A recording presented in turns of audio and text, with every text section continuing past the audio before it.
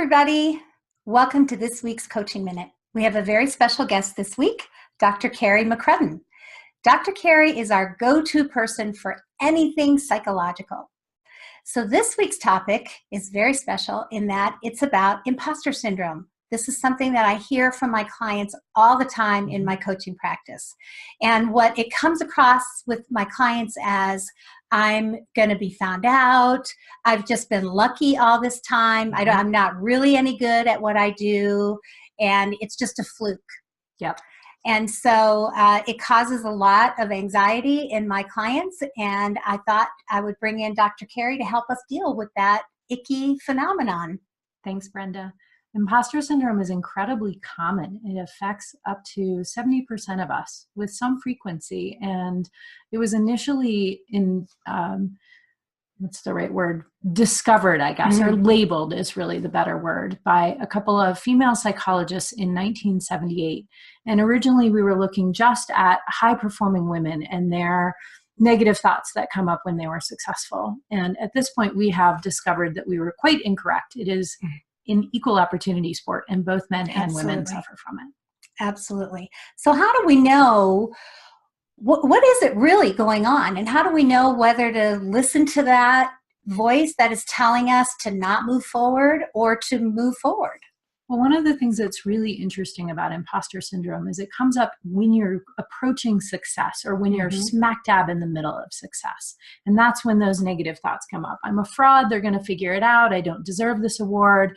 They only gave me this promotion because blah, blah, blah, some, downgrading reason that you give yourself instead of course I deserve this award. Of course I earned this promotion.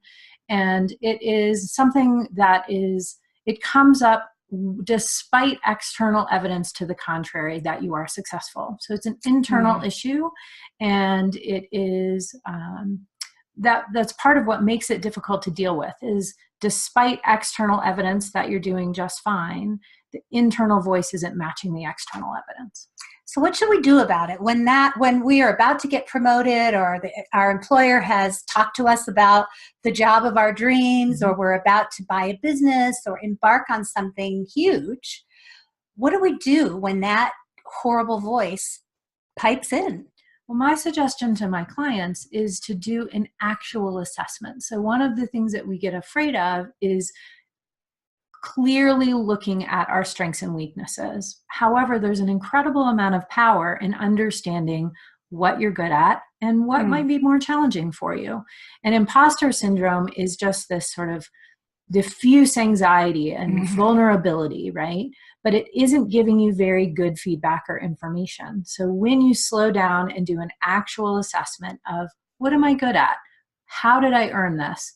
What are my strengths here? What are the challenges, or what are the things that I'd like to work on moving forward? That really slows down the negative impact of imposter syndrome. So is it basically at its core just self-doubt and just a moment of kind of insecurity? Absolutely.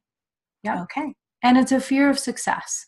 So we have a really mixed bag in terms of how we think of success in our country. And we have a tendency to push people towards success and encourage success, while simultaneously putting on the reins and saying, don't get too successful. Right. Not too much. Because then you'll be thought of as unlikable or narcissistic or unpleasant to be around.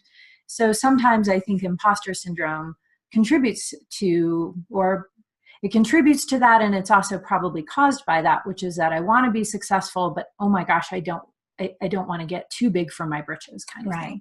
Which is evidenced by the fact that that's when it comes up. It doesn't come up when we failed. That's a whole different show, right? Yeah. It comes up when we've succeeded. Yep. I call this an affliction of success. Yes. Okay, good. So imposter syndrome is just something that 70% of us deal with when we're experiencing success. So it's almost kind of a good sign. I think so. Okay, good. Thank you, Dr. Carrie. I hope this was helpful to everyone, and have a great week. Have a great week. Bye.